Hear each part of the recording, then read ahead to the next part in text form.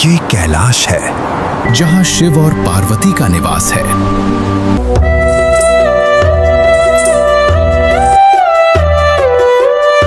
नंदी। मैं अंदर जा रहा हूँ। मेरे लौटने तक कोई भी भीतर प्रवेश न करे। मैं यहीं बैठ जाता हूँ। जब तक मैं यहां हूं, कोई भी अंदर नहीं जाएगा। ये है सुंदरी पार्वती। ओम नमः शिवाय।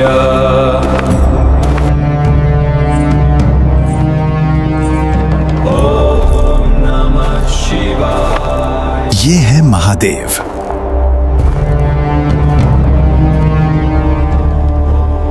नंदी, मेरे रास्ते से हट जाओ। मुझे अभी भीतर जाना है। प्रभु, माता ने मुझे आदेश दिया है, जब तक उनकी आज्ञा न हो, किसी को भीतर प्रवेश न करने दूं। नंदी, मैं उनका पति हूं। मुझे किसी अनुमति की आवश्यकता नहीं है। प्रभु, आपकी आज्ञा के आगे मैं कुछ भी नहीं हूं। आप जो आदेश दें, वही मेरा धर्म है।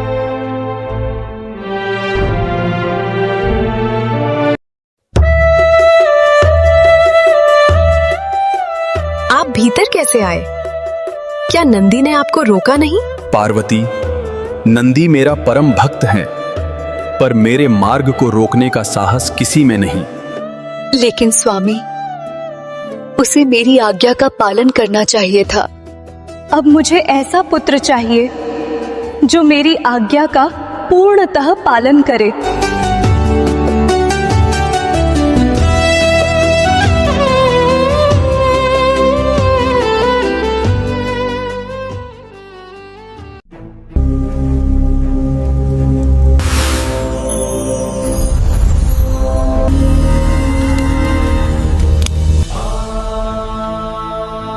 माँ, मैं आपके पास हमेशा रहूंगा और आपकी हर आज्ञा का पालन करूंगा। वत्स, तुम्हारा यह वचन मेरे हृदय को आनंद से भर देता है। सदैव धर्म के मार्ग पर चलना। माँ, मैं थोड़ा बाहर खेलने जा रहा हूँ। ठीक है पुत्र।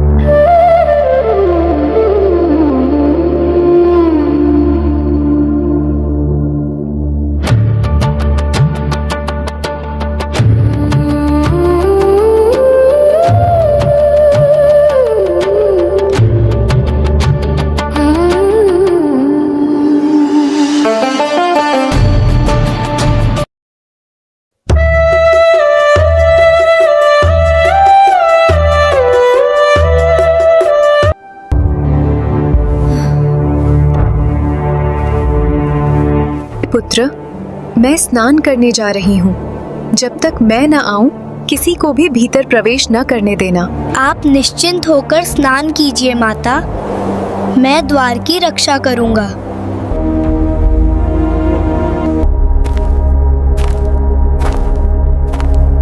बालक, मेरे रास्ते से हट जाओ। माता ने मुझे आदेश दिया है, किसी को भी अंदर जाने नहीं देना। ये आदेश मेरे लिए नहीं है। मैं पार्वती का स्वामी हूँ। घर हट जाओ बालक। कदापि नहीं। जब तक माता आदेश न दे, मैं किसी को भी भीतर जाने नहीं दे सकता। अज्ञानता छोड़ो और मेरे मार्ग से हट जाओ। प्रभु, ये अभी अज्ञान बालक है। मैं इसे विनम्रता से समझाकर स्वयं मार्ग से हटा दूंगा।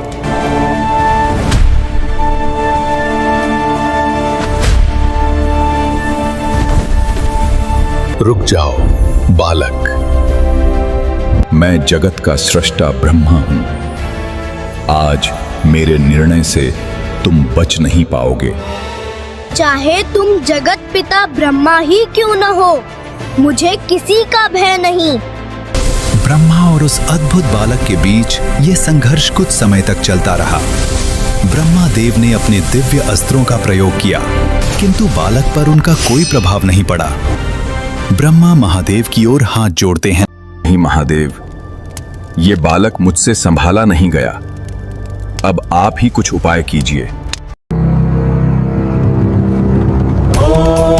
नमः शिवाय शिवाय। ओम नमः शिवाय शिवाय। प्रभु, ये क्या हो रहा है?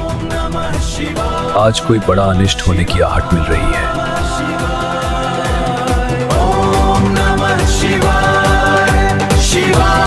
ये कोई साधारण क्षण नहीं था। ये वो समय था जब शक्ति, नियम और मर्यादा भी एक मां के प्रेम के आगे मौन हो गए।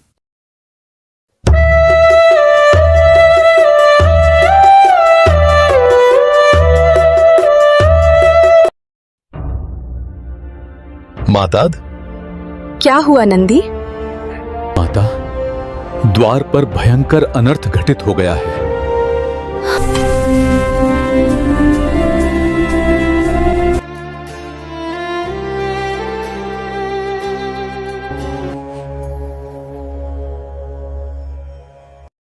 स्वामी, आप हमारे पुत्र के साथ ऐसा कैसे कर सके? क्या उस मासूम बालक के साथ ऐसा करना सचमुच आवश्यक था? क्या किसी के हृदय में तनिक भी करुणा नहीं जागी? आपको उन्हें पहले जैसा करना ही होगा। यदि आपने ऐसा नहीं किया तो मैं अपना धैर्य और मौन दोनों त्याग दूंगी। हाँ महादेव, बहन पार्वती सत्य कह रही हैं। आपको इसके साथ ऐसा नहीं करना चाहिए था। समय बहुत कम है महादेव। अपने गणों को तुरंत जंगल की ओर जाने का आदेश दीजिए। जाओ, ऐसे बालक को खोज कर लाओ जिसका मुख उत्तर दिशा की ओर हो। और ध्यान रहे, उस बालक की माता अपने पुत्र की ओर पीठ करके विश्राम कर रही हो।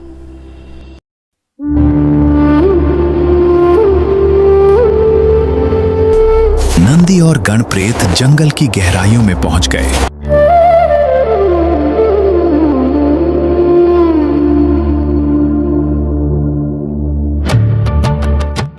किसी भी जीव ने पीठ नहीं दिखाई।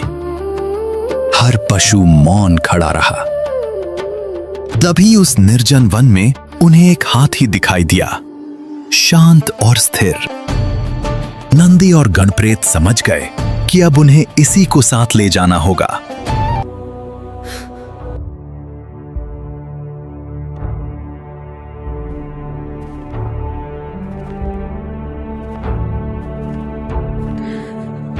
नंदी, ये तुम क्या लेकर आए हो?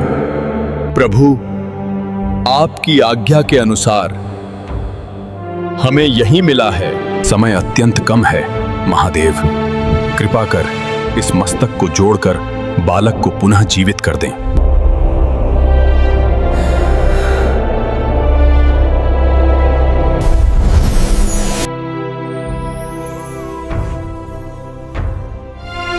मेरे लाल, आज तुम्हें फिर से जीवित देखकर माँ का हृदय आनंद से भर उठा है।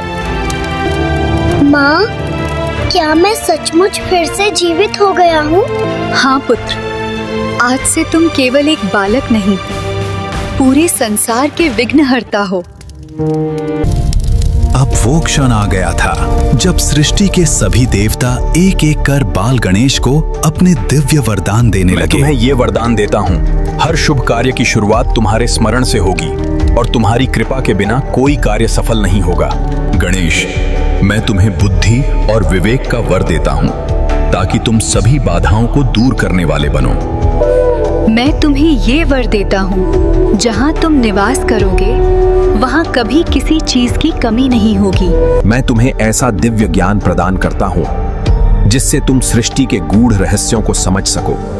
पुत्र, मैं तुम्हें अपने अटूट स्नेह और संरक्षण का वर देती हूँ। संसार में तुम कभी अकेले नहीं रहोगे। इस प्रकार बालक गणेश केवल पार्वती के पुत्र नहीं रहे, वे समस्त सृष्टि के विघ्नहर्ता और प्रथम पूज्य देव बन गए।